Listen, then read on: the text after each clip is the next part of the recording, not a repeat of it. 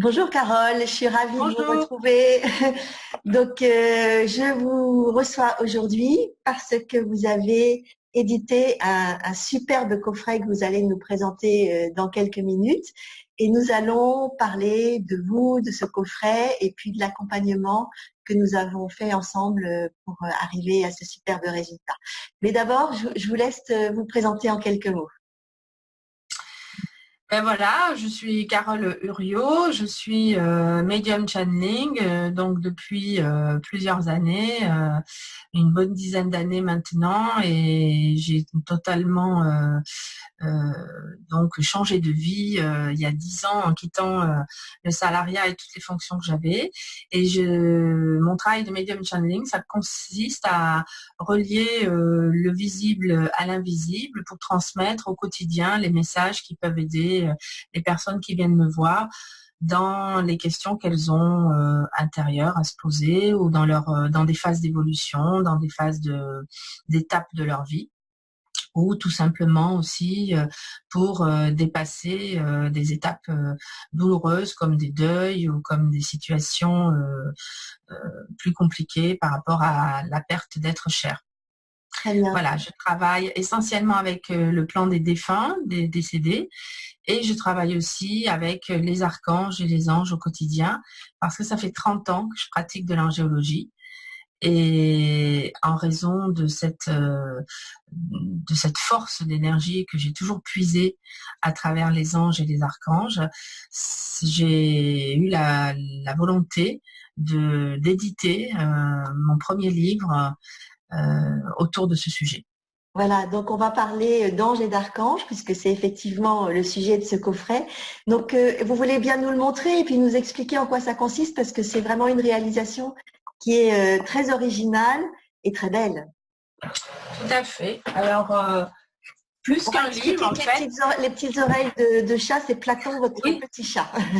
Alors voilà, je vous présente Platon. Voilà. Ça, c'est ma dernière chatte. Et on a 6 chats à la maison. Et je n'en ai qu'un sur les 6 qui est mon assistant en général dans les consultations et les stages. Mais celle-ci, elle est en train de prendre la relève. Ah, voilà. Elle est arrivée là au lancement du jeu et je crois qu'elle a tout de suite compris tout ce qui était connecté avec tout ça. Très bien. Voilà, alors j'espère qu'elle ne va pas nous déranger, mais elle fait partie des énergies. Donc, plus qu'un livre, j'ai même créé un livre, enfin un coffret Oui. qui contient un livre de 140 pages, donc un vrai livre, voilà. On en trouve partout. Voilà. Et puis une pochette de cartes qui réunit en fait les énergies des anges gardiens dont je parle, qui sont issus de la tradition de la Kabbale et de l'arbre de vie, donc qui est une construction cosmique pour expliquer le macrocosme universel et comment nous, en tant qu'humains, on est reliés au niveau de notre microcosme et même de notre microcosme individuel à cette construction cosmique. Et c'est un outil qui est à la fois un outil de travail intérieur pour la méditation, les soins de l'âme, un outil de connaissance intérieure, puisque ces anges gardiens, on les détermine à partir de la date de naissance et de l'heure de naissance. Donc, c'est un outil de connaissance personnelle. Et puis, c'est un outil d'énergie par le travail qu'on peut faire avec. Et ça en fait un objet donc à la fois lumineux et vibrant. Absolument. Ça, Voilà. je confirme, les Et cartes sont donc, superbes. Oui, oui. voilà. Non, Donc, très, chaque très, carte très beau. est... Voilà. Alors, on les voit à l'écran, donc on peut remarquer qu'il y a de superbes mandalas. Et c'est sur cette partie-là que vous avez en fait coécrit, enfin vous avez collaboré avec une personne qui crée une artiste, Margaret Marc. Voilà. Margaret Nardello, qui crée des mandalas spirituels, n'est-ce pas? Voilà, c'est cela. Alors, excusez-moi, je vous ai coupé, mais donc c'est Margaret Nardello, que j'ai eu la chance de rencontrer il y a à peu près 4 ans, avec laquelle on a décidé d'unir nos savoirs, puis nos talents, nos énergies autour des anges et des archanges. Elle faisait, elle, déjà des mandalas lumineux depuis des années, avec sous inspiration, uniquement en inspiration directe et en reliance en fait avec des mondes énergétiques. Et une cliente à moi qui est venue faire le stage des anges et des archanges chez moi depuis le sud-ouest, depuis de l'Aude, puisque toutes ces personnes-là, elles vivent dans l'Aude, lui a parlé de mon travail, de ce que je faisais dans les anges, les archanges, et lui a demandé la création d'un mandala spécifique pour des anges, pour l'inauguration d'un centre de bien-être qu'elle voulait ouvrir. Et puis Margaret, elle a réfléchi à savoir comment elle pourrait illustrer les anges et les archanges. Et finalement, elle a créé une forme de base d'illustration de la vibration d'un ange à partir d'une étoile au départ. Et ensuite, elle l'a modulée et combinée et habillée selon chaque vibration qu'elle ressentait des anges. Très bien. Sachant que ma cliente lui avait apporté mon enseignement, elle lui avait dit, voilà les 72 ans, voilà ce qu'elle nous a dit, eh bien, tu fais le mieux et je suis sûre que ça sera très beau. Alors, notre collaboration, de toute façon, elle était indispensable parce que sans les illustrations de Margaret, je ne pense pas que j'aurais pu aboutir au travail que je voulais faire. Et elle, sans mon écriture, elle a du mal à pouvoir transmettre ce qu'elle veut matérialiser dans l'énergie de ses dessins. Donc, il y avait une vraie complémentarité qui s'est imposée en fait par rapport à ce projet. Du coup, il y a une vraie facilité parce que quand on est complémentaire à ce point-là, l'un a besoin de l'autre et l'autre a besoin de l'un et il n'y a aucune compétition puisque chacun est sur son domaine. Oui. Et souvent Margaret me disait mais toi là tu fais plus que moi, tu en as fait beaucoup plus que moi parce que j'ai écrit les livres 240 pages plus j'ai écrit les 72 méditations qui sont en impression sur les cartes pour faciliter le travail intérieur et les 72 signatures qui sont des synthèses globales de l'énergie infinie qu'on trouve dans chaque carte et qu'on peut travailler sous forme de mantras, comme des mantras répétitifs de résonance intérieure. Donc, elle disait toujours, tu en as fait plus que moi, tu as fait plus de choses que moi et vraiment, elle se sentait un peu peut-être frustrée dans la participation. Mais je lui ai dit non, j'en ai pas fait plus que toi parce que sans tes créations, il n'y aura rien de l'expression. Évidemment, j'aurais pu faire le livre, écrire la méthodologie de travail en méditation, en communication, en interrogation avec les anges gardiens. Ça fonctionne de manière autonome, le livre. Et les 72 pages qui décrivent l'énergie des anges, c'est pareil, j'avais pas besoin de Margaret, ça c'est ma connaissance depuis 30 ans, c'est mon expérience, je sais tout ce que j'ai transmis à mes clients par rapport à leur vibration d'incarnation, de date de naissance. Voilà. Le livre, il fonctionne en autonomie, je veux dire. Mais le livre, l'angéologie, des références angéologiques, on en retrouve maintenant un peu partout. Il y a une tradition, après c'est une question de présentation. Mais le véritable travail que moi, j'ai pensé faire, parce qu'il m'a été inspiré par les anges de me dire qu'il fallait rendre accessible la connaissance aux anges par un outil d'énergie spontanée. Eh bien, ce véritable travail-là, qui est fait à partir des textes porteurs de l'énergie sacrée des anges et de leur émanation, j'aurais jamais pu le rendre aussi beau si j'avais pas eu les dessins de Margaret. Oui. Ah oui, je comprends. Voilà. Ce coffret est intéressant aussi à un autre titre, c'est-à-dire que vous l'avez auto-édité. Donc, vous êtes devenue éditrice pour ce coffret. Est-ce que vous pouvez nous dire si ça a été facile, compliqué? Pourquoi ce choix déjà? D'accord. Alors, le choix, il est venu j'allais dire peut-être 3 facteurs. Le premier facteur, c'est que j'ai d'abord cherché des éditeurs classiques qui éditent dans le domaine spirituel, ésotérique. Et pour cela, je suis allée à la rencontre de plusieurs d'entre eux lors du Salon du Livre à Paris et puis lors de différentes manifestations. Et en fait, l'accueil que je recevais, alors que ce sont des éditeurs qui sont quand même spécialisés sur ces domaines-là, le plus souvent, c'est que les anges, ça les intéressait peu parce qu'ils rattachaient ça à la religion. D'accord. Voilà. Alors, apparemment, ça semblait questionner, voilà, sur l'intérêt que ça susciterait auprès des gens ou autre. Bon, ça c'était un premier point. Le deuxième point, qui est le fait de collaborer avec Margaret, il y a il y a une propriété de créative sur les dessins et sur Oui, les œuvres. propriété Et intellectuelle, donc, oui. voilà, il y a une propriété intellectuelle importante dans le projet qu'on mettait ensemble. Et donc, ça soulevait aussi des questions si on travaillait avec des éditeurs indépendants, enfin, je veux dire des éditeurs classiques, Traditionnel, oui, oui, oui. traditionnels, qui auraient eu par rapport à ce point-là des attitudes ou des obligations, des contraintes qui auraient pu être aussi une limite par rapport à notre travail. D'accord. Et le troisième point, je crois que c'est celui qui nous a guidés avec Margaret et moi qui me guide aussi moi-même, c'était qu'on voulait, je pense, rester libre de nous-mêmes et libre de ce qu'on allait Oui. transmettre. Mener le Voilà. projet entièrement à votre idée et sans contrainte extérieure. Oui. Alors, libre de nous-mêmes dans le présent, c'est-à-dire dans la création du projet, dans sa mise en place, mais aussi dans le suivi derrière. Parce que c'est surtout ensuite, je pense, dans ce que peuvent en faire les éditeurs après, derrière, quand on signe un contrat. C'est quand même un chèque en blanc qu'on signe, je veux dire, enfin c'est quand même aussi quelque chose qu'on... Bien sûr, bien sûr. On ne maîtrise pas ce qui va se passer ensuite. Oui, oui, tout à fait. Donc justement, parlons-en. Donc là, le livre est sorti il y a quelques semaines, quelques mois maintenant, je ne sais plus. Quel accueil reçoit-il et comment vous vous occupez de la promotion, de la diffusion de ce coffret?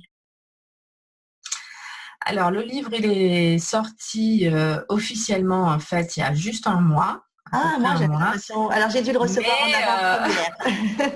Mais je conseille à tous ceux qui veulent, qui se lancent dans l'aventure de l'auto-édition, que dès que le bouton impression a été appuyé, immédiatement, il faut lancer la phase de promotion. Et pour ça, donc, il faut y avoir pensé largement en amont. Ça, c'est une évidence. De manière à ce que lorsque ça part sous presse, eh bien on lance déjà les premières opérations de pré-promotion, je veux dire. Oui, oui. Donc moi, j'avais quand même commencé à partir du mois puisque j'ai lancé en fait la dernière phase de création, réalisation, impression, c'était sur les mois de mai et juin. Et en fait, dès la mi-juin, j'ai commencé à faire une pré-communication que j'avais préparée sous forme d'affiches, de flyers et d'annonces. Oui. Alors, au plus facile, c'est-à-dire d'abord mon fichier à votre direct liste. Et premier de mes contacts qui sont issus de toutes les années de travail et de consultations que j'ai faites auparavant. Aussi, je fais beaucoup de conférences, d'interventions en atelier, en stage, en enseignement. Voilà, donc j'ai d'abord contacté tous ces gens-là.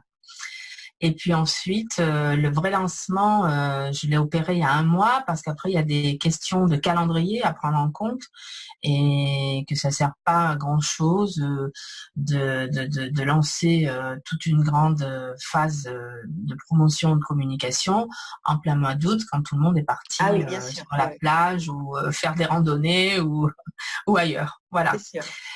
Le seul avantage de l'été, quand même, comme ça, même les auteurs qui se lanceront, parce qu'on maîtrise pas toujours son calendrier en fait. J'ai toute une histoire là-dessus dans la création du jeu où j'ai vraiment vécu un décalage entre le temps cosmique que j'avais imaginé, parce que je devais me situer, je pense, dans un temps cosmique avec les anges, et le temps réel humain terrestre nécessaire à différentes choses, à différentes phases. Donc après, on se retrouve avec le calendrier qu'on a devant soi et il faut l'accepter d'abord. Oui, oui.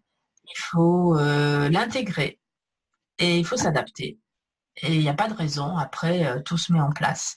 Mais donc, quand on a une phase d'été, l'intérêt, c'est que, par exemple, on peut préparer des phases où on aura, sachant qu'on aura moins de temps au moment où on va lancer véritablement la chose à partir de la rentrée, parce que c'est quand même à la rentrée que tout se passe, même si après on se retrouve dans la cacophonie un peu des communications de rentrée, mais après ça finit par émerger, s'éclaircir. L'avantage de l'été, c'est qu'on peut préparer des phases d'anticipation qui nous donneront du temps pour après. Et là, j'ai plus travaillé la partie presse, relations presse et communiqué de presse à ce moment-là. Communiqué de presse, conférence, une conférence à laquelle j'ai assisté, une conférence de lancement. Et puis, vous avez fait aussi des signatures en librairie, je crois. Alors, pour les différentes actions de promotion et de valorisation donc du livre et du lancement, effectivement, j'avais préparé un plan de communication dans lequel, effectivement, il est très important dans son plan de communication d'identifier des cibles prioritaires et puis des cibles secondaires, parce qu'il est évident qu'on ne va pas pouvoir tout faire en même temps. Quand on est en auto-édition, la principale grande chose, c'est qu'on est vraiment solitaire. Oui, c'est vrai, oui, oui. Et qu'on est un couteau suisse à multiples bras et multiples dimensions. Donc, il y a beaucoup de choses sur lesquelles donc on est impliqué et forcément on n'a pas une équipe derrière comme dans un éditeur classique qui va s'occuper de la promotion, se dédier à ça toutes les heures de la journée du travail. Alors moi, j'ai beau avoir quand même une armée de 72 anges de lumière, ça, elles m'aident bien, mais quand même, les opérations, il faut les faire. Oui. Et donc, j'ai identifié des cibles prioritaires qui sont effectivement la presse, parce qu'il faut quand même quelques relais. Au niveau de la presse aujourd'hui, enfin, on va dire plutôt les médias, parce que les médias ont beaucoup évolué et que c'est pas spécifiquement la presse toute seule aujourd'hui. Les médias, c'est aussi les réseaux sociaux, c'est aussi les supports qui communiquent via les réseaux sociaux, ce sont les blogs d'influence, les blogs thématiques, les influenceurs qui sont sur des réseaux comme Instagram ou Facebook, enfin tous les relais de médias qu'on peut identifier et qui sont importants. Après, j'ai fait des actions plus directes en contact auprès du public. Donc, effectivement, à travers des conférences, des interventions, il faut faire connaître ce qu'on a fait. Donc, j'ai élaboré une conférence autour du livre et du jeu Je suis, qui s'appelle Vous êtes un ange, découvrez-le. Donc, voilà, pour déployer le sujet, j'ai eu l'occasion à cet effet-là d'aller, par exemple, alors après, il faut sélectionner les endroits où on veut faire les conférences, les opportunités qui seront intéressantes. On peut pas tout faire. Je pense qu'il faut vraiment sélectionner. Il y a à la fois une question de coût, il y a une question de temps, il y a une question aussi à ne jamais oublier quand on est auto-éditeur. Quand même, c'est la question de la rentabilité. On peut pas. Bien sûr. Quand on est éditeur classique aussi, c'est sûr, mais en auto-édition, on sait qu'on est obligé de tenir compte de ce facteur-là, peut-être de manière plus importante.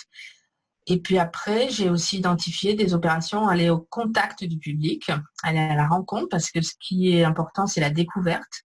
Donc, c'est pour ça que j'ai sélectionné des opérations de signature dédicace, voilà, dans des librairies. Donc après, là, il faut trouver le réseau des distributeurs. Les librairies spécialisées dans ces thématiques, oui.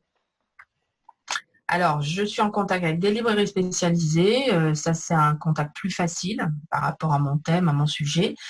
Mais en même temps, c'est comme dans tout, hein, il faut que le contact se fasse. Donc, ça va passer au pas. Et en même temps, je suis en contact avec des librairies aussi généralistes de la grande distribution qu'il ne faut pas écarter. Parce que de plus en plus, les gens ont accès aussi par les grandes enseignes de distribution de livres à la culture. Bien sûr, oui. Et le rayon, pour ce qui me concerne moi, spiritualité, ésotérisme, développement personnel, méditation, est en expansion dans ces réseaux de distribution. Donc, il faut regarder par rapport à son livre le créneau dans lequel on se trouve, la catégorie qu'on va viser, dans laquelle on sera référencé, parce que c'est comme ça, on est nécessairement référencé et catalogué quelque part. C'est aussi des manières de repérage. Et puis après, il faut voir quels sont les réseaux les plus adaptés, les plus efficaces, les plus influenceurs, ceux qui peuvent répondre aussi à la mise en valeur de ce qu'on a fait. C'est pour ça que je dis, il faut pas tout faire. Il faut faire des choses aussi qui mettent en valeur le travail qui a été fait. Quelles sont vos attentes aujourd'hui par rapport à ce coffret? Mes attentes, c'est qu'il puisse apporter, je vois déjà dans l'impact, dans les rencontres que j'ai pu faire, et ça c'est la grande gratitude que j'ai, la surprise que ça suscite chez les gens, d'avoir une telle adéquation entre leur énergie intérieure, ce qu'ils ressentent qu'ils sont, et la lecture de leur ange gardien personnel quand ils cherchent leur ange à travers les cartes et à travers le livre. Et donc là, je me dis qu'au moins, j'ai déjà touché quelque chose en eux. Et après, ça leur donne envie de travailler, ça leur donne envie d'aller plus loin.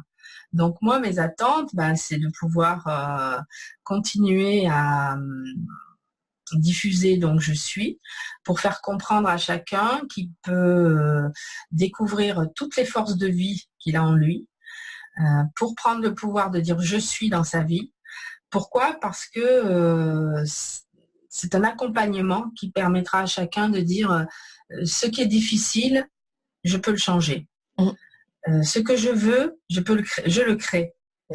Et ce que je porte en moi, je le suis. Voilà. Et donc c'est vraiment d'accompagner faire connaître effectivement cet outil pour permettre à chacun de faire jaillir l'infini potentiel qu'on a en nous. Et par rapport à votre activité, est-ce que vous pensez que le fait d'avoir édité ce coffret va vous apporter quelque chose, va vous faire passer à un niveau, j'allais dire un niveau supérieur, je ne sais pas si c'est le bon mot, mais est-ce que ça va vous apporter quelque chose? Alors, par rapport à mon activité, déjà, ça a un impact sur le programme de mes stages et de mes ateliers parce que du coup, pour mon programme 2020, j'ai modifié et adapté aussi mes stages et mes enseignements pour favoriser l'utilisation du jeu, bénéficier de l'outil pour aller faire d'autres types d'animations, d'autres types de découvertes pour les personnes qui viennent au stage. Et par rapport à on va dire, à ce que je peux effectivement proposer, de transmettre. C'est sûr que ce que j'ai senti, c'est qu'il y a beaucoup de reconnaissance et d'encouragement qui sont donnés par les personnes pour... et ça, c'est fantastique parce qu'en fait, ils remercient d'avoir pu synthétiser quelque chose qui va leur être utile. Voilà, donc c'est déjà une grande gratitude. Ça élargit le spectre d'action. Moi, ça me donne envie d'aller plus loin, de terminer maintenant les livres que j'avais commencé, notamment un avec vous, un et puis la trilogie sur laquelle on avait travaillé. Et donc, ça me donne envie, moi, de poursuivre et d'élargir. Voilà. Aller plus haut, je sais pas, parce que moi, je parle pas comme ça, c'est pas mon vocabulaire. Non, mais c'était pas le bon terme. Voilà, je pense que vous avez compris ce que... C'est un levier malgré tout. Ouais, je pense que c'est la gratitude aussi de pouvoir remercier d'abord la vie d'avoir pu réaliser déjà cette création. C'est un long travail, c'est quand même 1 an et demi de travail qu'on doit structurer et organiser avec ce qu'on fait au quotidien. Oui. Trouver la place pour le vivre. Voilà, à moins d'arrêter totalement, et là je pense qu'on doit mettre moins de temps, mais c'est même pas dit encore que c'est comme ça que ça puisse se faire, parce que comme vous le savez bien, hein, et comme vous me l'avez bien appris, l'inspiration ça vient pas forcément. Alors justement, vous parliez d'accompagnement, donc j'ai eu la chance de travailler avec vous pendant quelques mois. On travaille effectivement sur un autre projet, mais on va quand même en parler parce que je voudrais savoir ce que cet accompagnement, pourquoi vous avez fait appel à moi, est-ce que ça vous a apporté, même si c'est pas ce projet-là qui a abouti. Alors moi, j'avais eu le plaisir de vous rencontrer dans une conférence que vous aviez donnée sur la présentation de l'activité. Et c'était au moment où je m'interrogeais sur la réalisation d'un livre dont j'avais plus ou moins commencé les esquisses. Mais je pense qu'il me manquait un élan complémentaire, une rassurance aussi de structuration, d'organisation.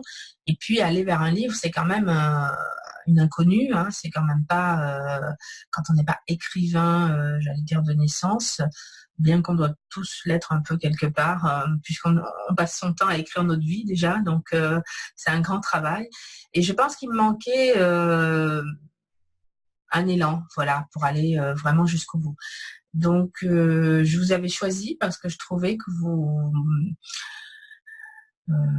portiez une énergie qui était vraiment celle de la construction et de pousser la création de l'autre à se révéler. Voilà. Et donc en fait, c'est un peu ce que je fais là, moi, avec les cartes ou autres.